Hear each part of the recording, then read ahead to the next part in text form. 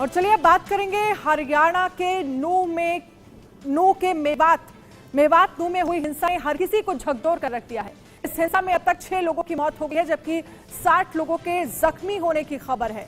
फिलहाल इस मामले में आपको बता दें कि अब तक 41 एफआईआर दर्ज हो चुकी है, जबकि 116 लोगों को गिरफ्तार किया गया है। हालात के मद्देनजर नू में धारा 144 लागू है, जबकि कुछ घंटे के लिए कर्फ्यू में ढील भी दी गई। इंटरनेट को आज भी बंद रखा गया। तो वहीं सुप्रीम कोर्ट ने हरियाणा समेत 3 राज्यों को नोटिस जारी किया है। दरअसल नू में हिंदू संगठनों ने हर साल की तरह इस बार भी ब्रिज मंडल यात्रा निकालने का ऐलान किया था। प्रशासन से इसकी इजाजत ही ली गई थी, लेकिन सोमवार को ब्रिज मंडल यात्रा के दौरान इस पर पथराव हो गया था और देखते ही ये हिंसा में बदल गया।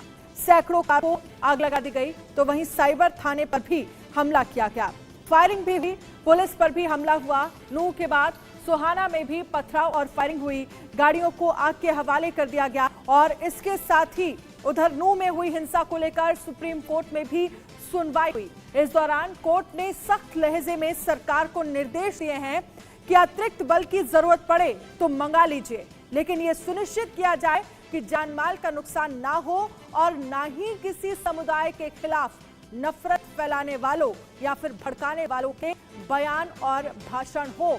ये साफ कर दिया है। कोर्ट की तरफ से ये कहा गया है कि अगर जरूरत पड़े तो अतिरिक्त बल मंगा लीजिए, लेकिन लोग वहां पर सुरक्षित महसूस करें, ये आपका काम है। वहीं आज हरियाणा के सीएम मनोहर लाल खट्टर ने प्रेस कॉन्फ्रेंस की और नू हिंसा को लेकर कई मुद्दों पर बोले। आप सुनिए सीएम मनोहर लाल की तरफ से क्या कुछ कहा गया। 90 इसके अतिरिक्त और डिटेन किए गए हैं। पूछताछ करने के बाद उनके खिलाफ भी कार्रवाई बनेगी, वो सब की जाएगी। और इसके बाद ये सारा जो विषय आया है, इसके पीछे किसका हाथ है, कैसे शुरू हुआ, इन सब बातों के ऊपर भी प्रोसेस चल रही है। वो सारी प्रोसेस, कोई भी दोषी है वो रक्षा नहीं जाएगा, ये सारी योजना हमारी इसमें बनी है। आगे के लिए कुछ चीजें हमने जो और तय की हैं, उसमें एक ये तय किया है कि एक IRB की बटालियन नू जिले में ही स्थापित की जाएगी। जो अभी 2 बटालियन भौंडसी में है, उसमें से एक बटालियन नू जिले में जगह हमने देख लिया, लेकिन वो जहाँ बनने में थोड़ा समय लगेगा। उससे पहले इसी टेम्परेरी भवन में एक बटालियन में कितने लोग होंगे, 1000 लोग लगभग। तो 1000 लोगों की व्यवस्था वहाँ उसी जिले में कहीं ना कहीं, ताकि आवश्यकता पड़ने पर कभी उसका मानो उपयोग करना हो तो उपयोग किया जा सके। हमने एक पुलिस में एनफोर्समेंट ब्यूरो अलग से बनाया है। उसके लिए 5-6 विभागों में, खास करके जिनमें टैक्सेशन की चोरी होती है, जहां कहीं थोड़ा इस प्रकार के विषय जो लोगों के नाते भी, सरकार के नाते भी अनपॉपुलर कहें, या जो एक किसी न किसी नुकसान को पैदा कर सकते हैं, इन चीजों को चेक करने के लिए पुलिस का एक लाइन आउट के लिए अलग से सारा होगा, इन्वेस्टिगेशन के लिए होगा। लेकिन एक इस प्रकार के, जैसे माइनिंग है, जैसे एक्साइज टैक्सेशन है, जैसे पावर है, जैसे इरिगेशन है, तो इस प्रकार से 5-6 डिपार्टमेंट पहले विचार किए थे। लेकिन नू जिले में जो ये काउ प्रोटेक्शन एक बड़ा विषय है, वहाँ स्मगलिंग होती है, वहाँ हत्या भी होती है। तो हम उस जिले में एनफोर्समेंट जो हमारे ब्यूरो है, उसको ये जो सिक्योरिटी का जो काम है, ये भी उनके माध्यम से कराएंगे। और 100 जवान अलग से उस व्यवस्था के लिए वहाँ रखे जाएंगे, ताकि ये समस्या भी आगे ना आए। और मैं खास करके ऐसे मुस्लिम भाई, जो बहुत लोग मुसलमान भी हैं, जो गोरक्षा के हित में भी बोलते हैं, काम करते हैं, उनका कोई उसमें विरोध नहीं है, बल्कि सहयोग भी करते हैं। राष्ट्रीय मुस्लिम मंच खुल करके उसमें इस मूवमेंट में साथ देता है। तो मैं तो ऐसे मुस्लिम नौजवानों को भी प्रोत्साहन के नाते से अलग से योजना बना करके भी उनको प्रोत्साहन देंगे कि मुस्लिम लोग भी अगर गोरक्षा में आगे आते हैं, ताकि वहाँ किसी प्रकार का आपसी भाईचारा ये न बिगड़े, हमेशा के लिए इन चीजों को हम ठीक कर सकें। तो इसका भी एक अलग से हम योजना बनाएंगे। सामाजिक सद्भाव बनाने के लिए, देखिए, अरे सुरक्षा सद्भाव दोनों बातें। सुरक्षा में, सद्भाव में से सुरक्षा निकलती है। अगर सद्भाव नहीं हुआ और एक दूसरे के खिलाफ अगर गन तान के खड़े हो गए, तो सुरक्षा, देखिए, समाज आपस में जब तक सद्भाव नहीं होता, तब तक सुरक्षा को एक चैलेंज रहता है। और आप ये मानिए, हर व्यक्ति की सुरक्षा न पुलिस कर सकती, न आर्मी कर सकती, न आप और हम कर सकते।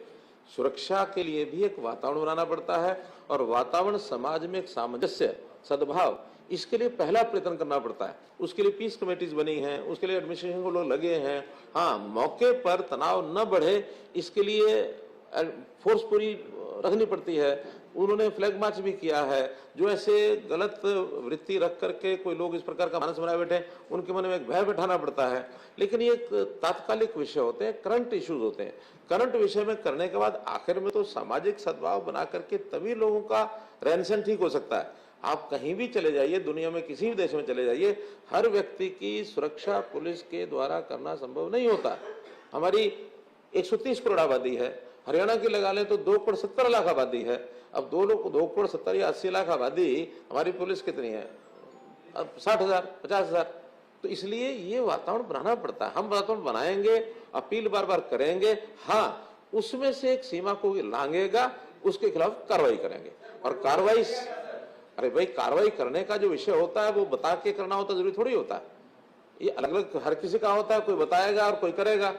आप धीरे धीरे चीजें देखेंगे, आपके सामने आएंगी। कल क्या होगा, आज चीजें प्रोसेस में है। प्रोसेस हमेशा कल्प्रिट जो है, दोषी जो है, उसको सबक सिखाने के लिए जो करना होता है वो करेंगे, लेकिन हम किसी निर्दोष के खिलाफ कोई कार्रवाई नहीं करेंगे।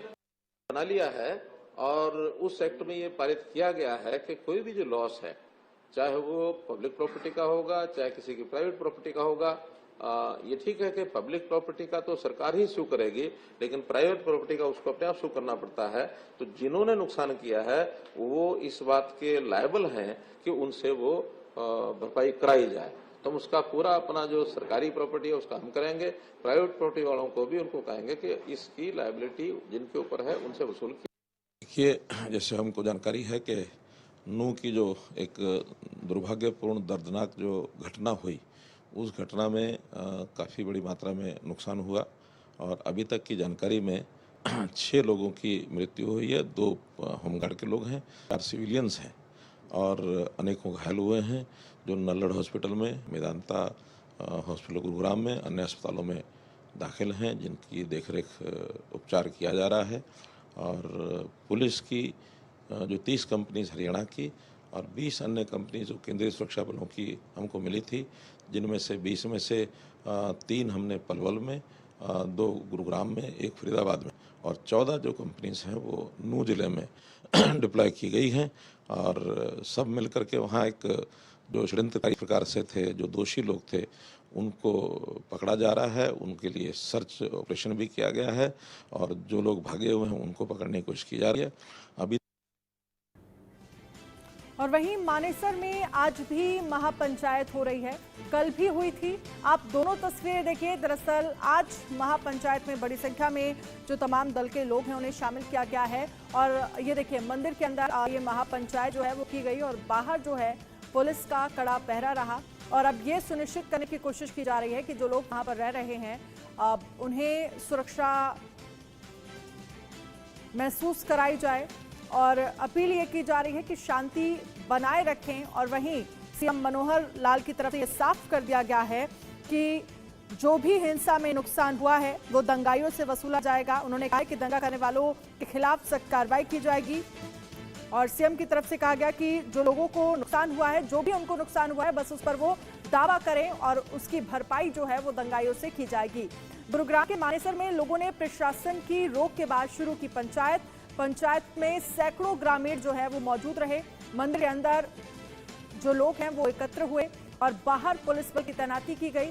विश्व हिंदू परिषद के सदस्य भी पंचायत में मौजूद रहे। तो ये अंदर की तस्वीरें हम आपको दिखा रहे हैं जहां पर लोग भी मौजूद रहे और साथ ही आप देख सकते हैं तस्वीरों में विश्व हिंदू परिषद लोग भी इस पंचायत में मौजूद थे और चर्चा का मुद्दा यही था कि लोग जो हैं वो शांति बनाए रखें और किस तरह से इस पंचायत के जरिए शांति बनाए रखने का संदेश भी दिया गया।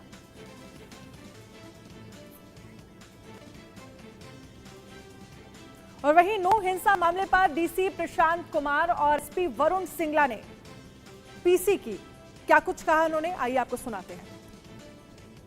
करती आ रही है और पूरी डिप्लॉयमेंट हमारी इस बार भी थी। करीब 800 के करीब टोटल मैन पावर पूरी यात्रा में डिप्लॉयड थी। क्योंकि यात्रा का स्पैन लंबा था तो जाहिर सी बात है कि फोर्स जो है अलग अलग एरियाज में डिप्लॉयड थी। तो पुलिस ने पूरी तरह से अपनी कोशिश की थी कि किसी भी तरह की अनटोवर्ड इंसिडेंट ना हो। इस तरह के पहले भी बहुत सारे इश्यूज हुए हैं जहां पर पुलिस ने इसी प्रकार से मुस्तैदी से काम करते हुए और लॉ एंड ऑर्डर को बचाया है, लेकिन समटाइम्स थिंग्स जो है वो जिस तरह का रिएक्शन यहाँ से आया उसमें ये वायलेंस हुई है, और यही हमारा इन्वेस्टिगेशन का विषय है कि ये किस प्रकार से हुआ। और इस पर ज्यादा जानकारी के साथ हमारे संवाददाता नूह से लाइव जुड़ गए हैं। दीपक शर्मा हमारे साथ जुड़ गए हैं और सोनू भी हमारे साथ नूह से ही लाइव जुड़ गए हैं। दीपक, सबसे पहले आपके पास आना चाहूंगी, अभी फिलहाल वहां पर क्या हालात हैं? 2 घंटे के लिए कर्फ्यू में ढील दी गई थी और जो महापंचायत हुई है उसको लेकर आपके पास क्या जानकारी है? जी बिल्कुल, अगर बात करें तो लगातार, हालांकि फिलहाल माहौल तो शांत है, क्योंकि कल से भी अगर बात करें तो नूह पूरी तरीके से शांत है। लगातार प्रशासन का जो फ्लैग मार्च कर रहा है, यही तस्वीरें गुरुग्राम की हैं। हालांकि कल गुरुग्राम में कुछ हिंसात्मक कुछ इस तरह की घटनाएं रही हैं, कुछ दुकानों में तोड़फोड़, कुछ जगहों पे आगजनी रही थी, लेकिन आज माहौल शांत रहा। हालांकि कुछ जगह पे कुछ लोग एकत्रित हुए थे विरोध प्रदर्शन को लेकर, लेकिन पुलिस ने उस मामले को, स्थिति को कंट्रोल किया। इस बीच अभी गुरुग्राम के मानेसर में एक पंचायत हुई थी। ये पंचायत थी जिन VHP यानी विश्व हिंदू परिषद और बजरंग दल जो कि आयोजक थे उस शोभा यात्रा के, वो लोग मौजूद थे इसके अंदर। इसके अलावा स्थानीय ग्रामीण मौजूद थे। इसमें चर्चा की गई थी आगामी रणनीति को लेकर के। इनका कहना है कि इनके भी कुछ लोगों को पुलिस ने गिरफ्तार करा है, जिसमें 3 लोग ऐसे हैं जिनको गिरफ्तार किया गया है। उनकी रिहाई की इन्होंने मांग रखी है, प्रशासन को ज्ञापन सौंपा है।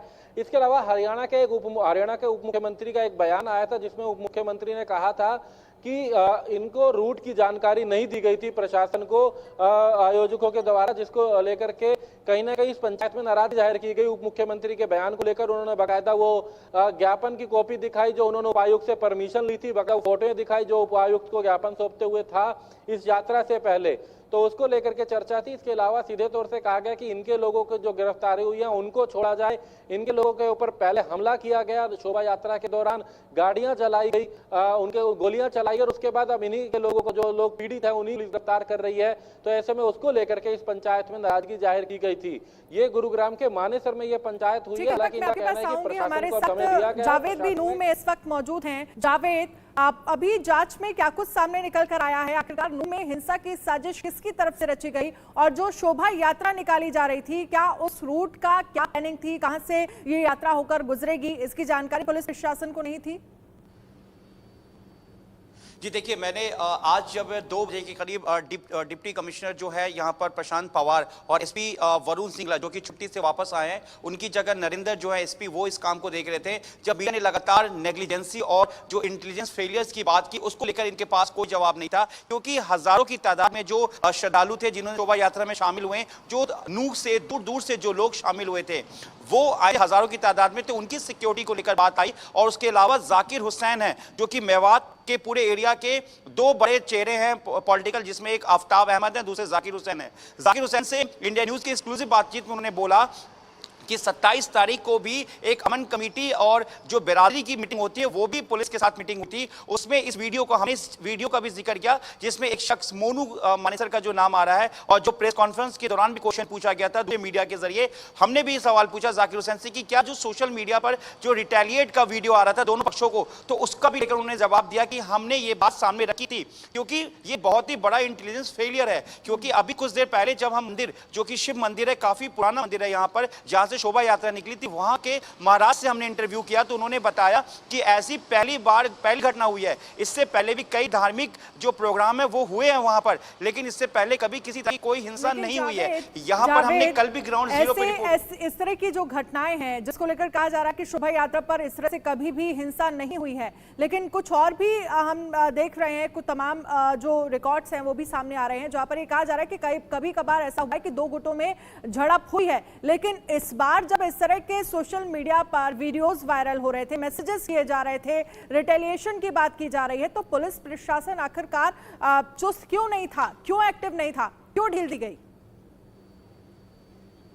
जी देखिए, पूरी तरीके से फोन का कहना था कि हमने एक रूट मैप की तरह फोर्सेस को डिप्लॉय किए हुए थे, क्योंकि एक ही जगह पे फोर्स नहीं थी, क्योंकि ये फिरोजपुर जिरका तक जाना था इस पूरे जो शोभा यात्रा को, जो कि शिव मंदिर से निकली थी जो शिव यात्रा। और इसी के दौरान उनका कहना है कि कहीं पे भी पुलिस की फेलियर नहीं है, हमने हर जगह पे हमारे पॉइंट थे। लगातार जो पुलिस है वो इस बात का जवाब दे रही है कि हम इन्वेस्टिगेट कर रहे हैं, हमने 116 लोगों को गिरफ्तार कर लिया, कुल 41 FIR दर्ज हुई है। तकरीबन 4 जो थाने डिवीजन पड़ते हैं यहाँ के, उन चारों थानों के अलग अलग जो मामले दर्ज हुए हैं, अलग से SIT बनाई गई है, सब SIT इन्वेस्टिगेशन कर रही है। और यहां तक कि उन्होंने कहा कि हालात को देखने के लिए अब हम डील भी दे रहे हैं कर्फ्यू को लेकर। लेकिन दूसरी तरफ सवाल ये उठता है कि नू जो पूरी तरीके से जला, कितनी सरकारी संपत्ति बर्बाद हुई, कितने लोग यहां पर जो इंजर्ड हुए, 6 लोगों की मौत हुई, आखिर इन सबका जिम्मेदार कौन है, इसके पीछे की साजिश करता कौन है? क्योंकि शोभा यात्रा हर साल निकलता है, लेकिन ऐसे में आखिर इस बार ऐसा क्या हुआ कि अचानक से जो शोभा यात्रा निकलते निकलते बवाल हो गया,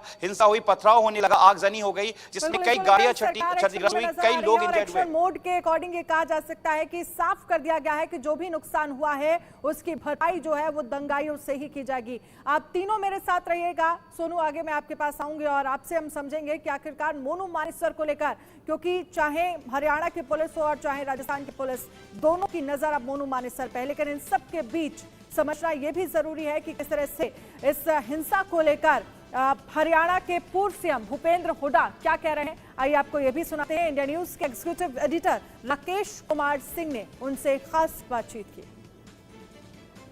कांग्रेस के वरिष्ठ नेता और हरियाणा के पूर्व मुख्यमंत्री हुड्डा साहब हैं। हुड्डा साहब, जिस तरह से जो स्थिति हरियाणा में है, खासतौर पे नू एरिया में, और इसका जिस तरह से आपने देखा सोहना में भी इसका असर, आखिरकार क्या?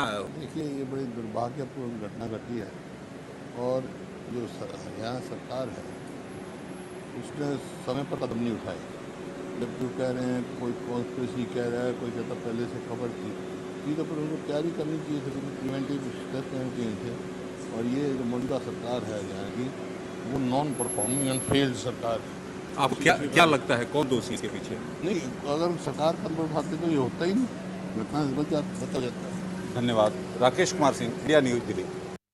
और वहीं नू हिंसा से जुड़ा एक और एक्सक्लूसिव वीडियो सामने आया है। CCTV कैमरे में कैद उपद्रवियों की तस्वीर, तोड़फोड़ और आगजनी करने वालों का ये वीडियो है। वीडियो आपकी टीवी स्क्रीन पर हम आपको दिखाएंगे। देखिए, नू में हिंसा का ये एक्सक्लूसिव वीडियो CCTV कैमरे में ये वीडियो आप देख सकते हैं। हिंसा करने वाले जो उपद्रवी हैं वो इस वीडियो में कैद हो गए हैं।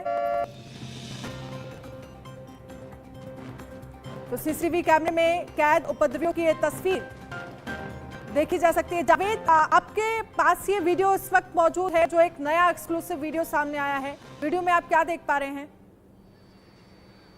जी देखिए, ये वो हमलावर है जिन्होंने हमला किया। इनका पहला फुटेज आया इंडिया न्यूज पे। ये वो हमलावर है जिन्होंने नू के सड़क पे उन्होंने आगजनी किया, तोड़फोड़ किया। उसके बाद ये लगातार उन लोगों को धमकाते दिखे जहां पर इनको लग रहा था कि उनकी पहचान हो सके। ये वो हमलावर है जो कि जिस जगह पे अभी हम मौजूद है, यहीं से आगे जो सड़क है, यहां पर इन्होंने तोड़फोड़ किया था। और ये वो हमलावर है जिनकी तलाश अब नू पुलिस को है। ये काफी तादाद में, कुछ लोग इसमें माइनर भी हैं जो चोरी करते हुए नजर आ रहे हैं। इस पूरे में आप देख सकते हैं कि किस तरीके से एक तरफ तोड़फोड़ हो रहा है तो दूसरी तरफ ये माइनर जो लड़का एक उसमें वो अंदर की तरफ आकर चोरी करने की वारदात को अंजाम दे रहा है। वहीं दूसरी तरफ जो तोड़फोड़ में शामिल जो ये लोग हैं जिनकी पहचान अब नू पुलिस कर रही है, कुछ लोगों को हिरासत में लिया गया, लेकिन ये वो लोग हैं जिनकी पहचान अब नू पुलिस को करना है। ये लोग उस दिन शोभा यात्रा के दौरान, उसके बाद जो हिंसा हुई थी और नू की सड़कों पे जो यहाँ पर इस वक्त हम मौजूद है, इसी सड़क से आगे की कुछ दूरी पर ये वीडियो जो है वो किसी ऑफिस का या हॉस्पिटल का नजर आ रहा है।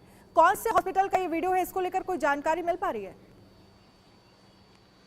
देखिए, फिलहाल अभी जो ये जानकारी है फुटेज को लेकर, क्योंकि ये मामला काफी सेंसिटिव है, इसलिए ये नू के पास का ही एक ये जगह है जहां पर ये तस्वीरें सामने आई, CCTV फुटेज आया है। और ये इसी फुटेज में ये हमलावर वो दिख रहे हैं जो तोड़फोड़ के बाद वो अंदर दाखिल हुए थे। जिसने जो ब्लैक कलर की शर्ट पहन रखी है, जिसने ग्रे कलर का टी-शर्ट पहन रखा है, ये वो हमलावर है जो आगजनी में और तोड़फोड़ में शामिल थे। इनके पीछे एक पूरी भीड़ थी। बताया गया है कि 50 से 60 लोगों की भीड़ थी, उसके पीछे और भी लोग शामिल थे। ये लोग अंदर दाखिल हुए वहां पर, उसके बाद ये फुटेज चेक कर रहे थे। उसके बाद इन्होंने फुटेज के साथ तोड़फोड़ की और कुछ जो कैमरे रह गए थे उस कैमरे से इनकी पहचान हो पाई है। और ये वो लोग हैं जो लगातार उस दिन सोमवार के दिन शाम में और जो नू की सड़कों पर जिस तरीके से पूरा हिंसा हो रही थी, इस तरीके से बवाल मच रहा था, उसमें ये लोग पूरी तरीके से शामिल थे। जी बिल्कुल, चलिए जावेद मैं आपके पास आऊंगी। सोनू भी हमारे साथ बने हुए हैं। सोनू, मोनू मानेसर को लेकर साफ कर दिया है सरकार की तरफ से, प्रशासन की तरफ से, कि इस पूरे मामले को लेकर मोनू मानेसर को पुलिस तलाश लगातार कर रही है और अभी तक पुलिस के हाथ कुछ सुराग लगे हैं मोनू मानेसर से जुड़े। जी बिल्कुल, आपको ये मैं क्लियर करूं, जो कि कल हमने एसपी साहब से इसके बारे में मोनू मानेसर के बारे में बात की थी, तो उन्होंने कहा कि मोनू मानेसर के खिलाफ हरियाणा की अगर बात करें, हरियाणा पुलिस में कहीं भी कोई मुकदमा दर्ज नहीं है, वो दर्ज है सिर्फ राजस्थान के में दर्ज है और राजस्थान इस पुलिस में करेगी, जो भी हेल्प चाहिए हम उसकी पूरी हेल्प करेंगे। लेकिन अभी भी जो मामला है मोनू मानेसर लेकर रहे हैं, अभी फिलहाल जो नूह जिले की बात करें, नूह जिले में शांति का माहौल बनाने की बात चली जा रही है। पहले जिन्होंने लोगों ने ये सोमवार की जो वारदात को अंजाम दिया था, पहले उस मामले से लिमिटेड की बात की जा रही है, पहले उन आरोपियों को पकड़ा जाता है। चलिए सोनू, आपको रोकना चाहूंगी, माफ कीजिएगा, आपको रोकना चाहूंगी। जावेद तस्वीरें लाइव दिखा रहे हैं। जावेद, आप क्या देख पा रहे हैं वहां पर?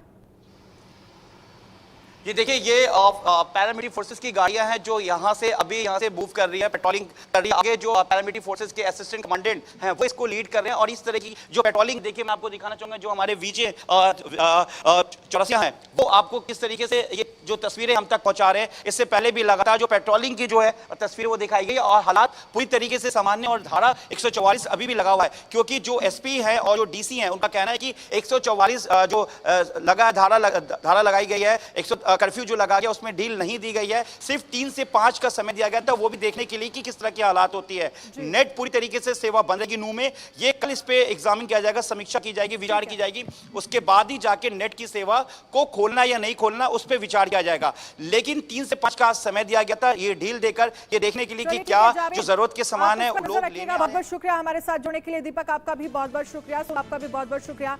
और अब सबसे बड़ा सवाल यही है कि सरकार इस पूरे मामले को लेकर एक्शन मोड में नजर आ रही है। साफ कर दिया गया है जो भी नुकसान हुआ है उसकी भरपाई जो है वो दंगाइयों से ही की जाएगी। हमारी खास पेशकश में आज के लिए फिलहाल इतना ही। आप बने रहिए इंडिया न्यूज के साथ। इंडिया न्यूज पर खबरों का सिलसिला